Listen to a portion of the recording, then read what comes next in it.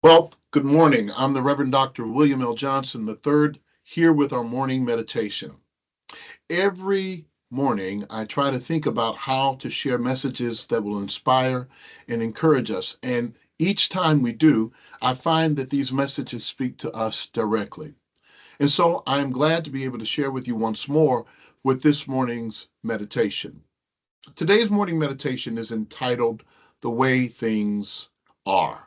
The Way Things Are. Many of us have found ourselves caught in between a number of different extremes. We want to live and strive to try to get things back to the way they were, like Barbara Streisand reminded us, or we're trying to make things the way we want them to be. The most difficult things in life is to really deal with organically and honestly where we are and the way things are where we stand. Lao Tzu reminded us of some things that I think might stand out to us, and he writes and gives us these words: Be content with what you have, rejoice in the way things are. When you realize there is nothing lacking, the whole world belongs to you. I really like Lao Tzu's words. He gave us these words to help us to be able to deal with what's happening in the now, to not live in yesterday, nor to try to live into tomorrow, but to embrace the moments, the life that we're living right now. But even in those moments, and even in the life we're living right now, each of us have to really deal with, really honestly, the challenges in which we face in our now moments. And so that's why I want to talk a little bit about dealing with the way things are and to be able to appreciate the value of the lives that we have. I thought about this and I thought about how to present this message to you. I didn't know how to address it, so I wrote down some notes for myself that I thought might help. Here are my notes, so bear with me. I have learned that when we are in the moment that we're in, it's easy to settle into that moment and to resign ourselves to just thinking, well, just the way things are. However, it also offers us the opportunity to change the way we are living, change our experience, to live in the moment fully, not in a resigned manner like throwing up our hands like an emoji, but to be able to say, this is where it is, and I have the ability to engage my full person in this moment. I really like that. In other words, we don't have to wait for a disaster to make things different. We don't have to wait for things to fall apart in order to make them healthy and whole. We don't have to wait till the lights go out to all of a sudden decide that we need some illumination. We don't have to wait till someone dies in order for us to live. In other words, we are in these places where many of us are waiting for the other shoe to drop or the other problem to happen or the door to open or for someone to give us a call or someone to nudge us and push us into our own lives, when the lives that we have before us are right now for our seizing, for our engagement, and yes, what someone would say, for the taking. In other words, I am inviting each of us to really live into the skin that we're in, live into the life that we've been given. Enjoy these moments that we have. This is an ongoing theme that you may have heard me present before. It's the one life we're given. And I'm afraid that many of us are waiting to live the lives that we hope will happen without actually embracing the ones that we have. Kind of like, I'm just waiting for, I'm appreciative of what I have, but I'm waiting for my new outfit. I'm waiting for my new job. I'm waiting for the new love in my life. I'm waiting to have my children. I'm waiting for something to happen to bring me joy and peace and a sense of relevance in my life. And in those moments, I would dare say we will never be able to embrace it. And here's why. I think it's important that we learn to transition in life, to move from the way things are, to move to the place where we think of and are able to know how living in our now moment brings us to a transition. In other words, we have to move from a place where we are at survive and go. That's the first thing I want to say. Yes, it's important to survive. It's really great to think of lofty ideals and things that are around us when we are having things perfectly suited in our lives. But it's a whole different thing to be in the life and fighting for your life just to survive. And so let me tell anyone who's in that place where you're just trying to make it, I want you to know it's okay to be in the place where you survive. I know it's not likely that you'll hear that from preachers or ministers or others who might say that survival mode is a dangerous place. But if you don't survive, then you won't survive. And so let me say to everyone who's in that place, celebrate the fact that you have survived.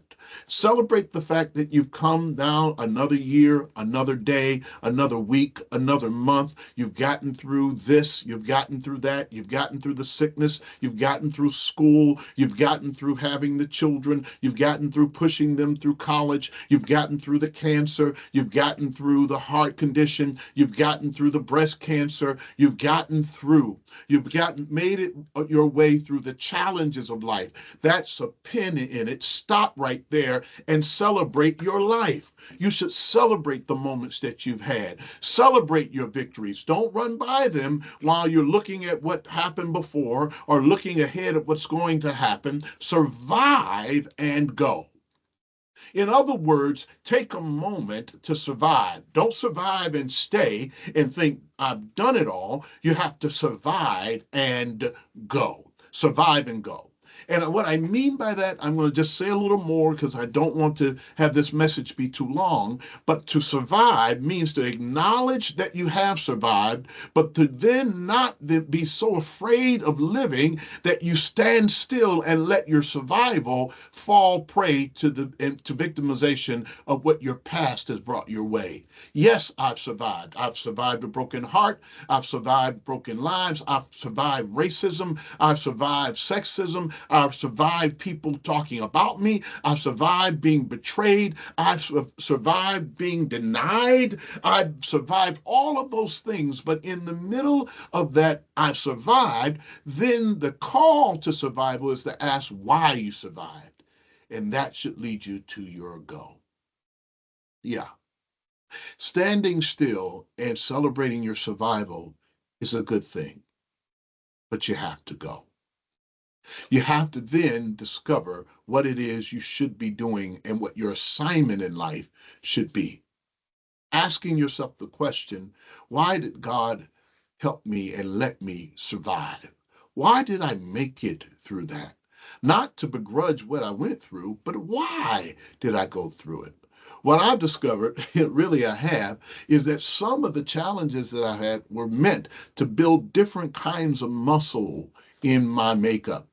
Sometimes it's physical muscle for those of us who are athletes, and we found ourselves having to feel the burn, the pain of exercise. But that's one part of the muscle. But some other muscles have to be exercised and built up that we have not. In other words, it's not just your physical muscle. I had knee surgery almost about 9 months ago, and at first I couldn't walk. I had a cane. I was trying to navigate, and I discovered I had to rediscover and build up new muscle where the old muscle had died.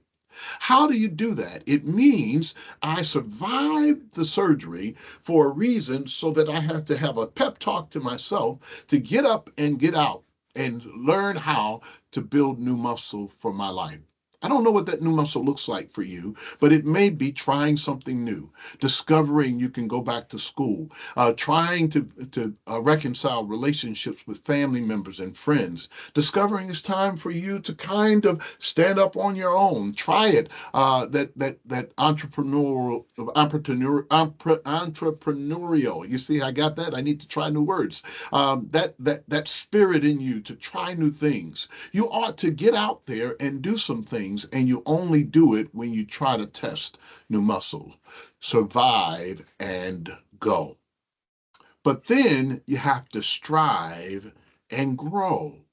I know, I make these up. So strive and grow.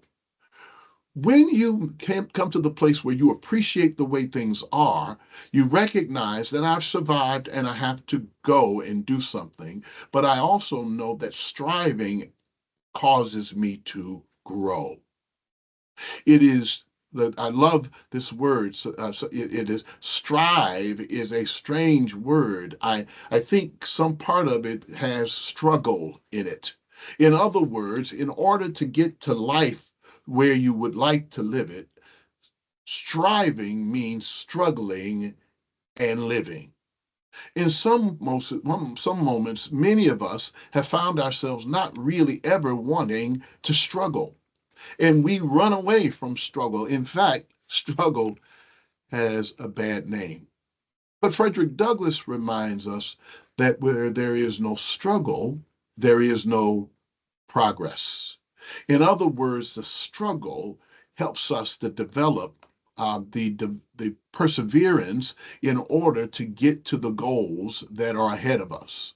In other words, I'll never be ready for tomorrow if I don't work the muscles I need today. So I want to give you that. Whatever it is, don't begrudge the struggle. Struggle is not a terrible thing. Hardship is not a terrible thing. I think part of that, here, the old guy saying it, I think some of those who are coming after us don't know what it's like to struggle, and so that they feel helpless when any challenge comes their way. But it is only through those challenges that we develop what we need to not only survive, but move us to this last point, to thrive. So we have to learn how to, yes, survive and go, strive and grow. But here's the last part, thrive and glow. Yeah, there it is. I know this sounds corny, but I'm enjoying it here today. Here's what I mean about thriving and glowing. I've learned that who we are is not really, and what we go through is not so much about us. Our ability to thrive is not an achievement of our own. It is there for others to see what could be possible if they would only try. So to thrive means to try and navigate through the struggles of life, only to discover that it brings about a glowing so others can see our light. Yes, that's what I mean by it. So here's the message. It's really simple. I want you to know that the way things are opportunities for us to do some great things in life. The way things are presents us the opportunity to survive and go, presents us the opportunity to strive and grow, and presents us the opportunity to thrive and glow. In other words, you should have something that lets your light shine. So let me close this with a little story. I've discovered that these little stories really do help along the way. And they can be perplexing to tell. And I sometimes I don't want to share how much that I've read from children's books along the way. But I won't tell you the book, but what I will do is tell you the root part of the story. There was a story about a grandmother, a granddaughter, a grandfather, and his grandson. All decided that they were going to have a picnic because the grandkids, were spending a few days during the middle of the summer with their grandparents.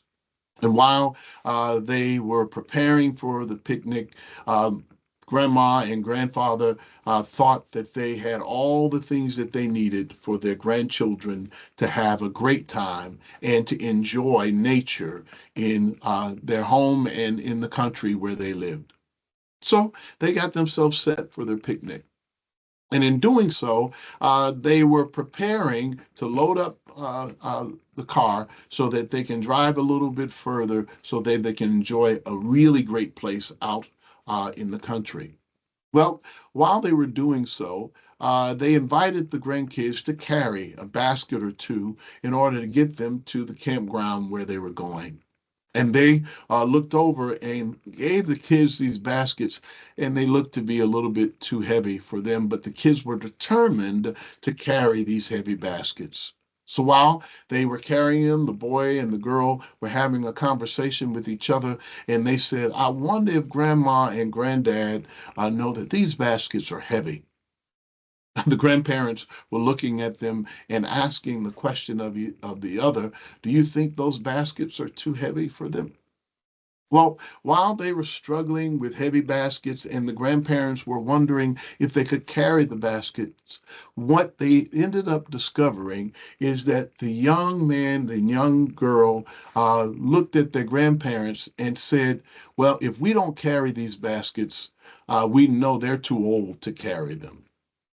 It was interesting that they decided that they would struggle with the baskets in order to take the load off of their aging grandparents, or so they thought.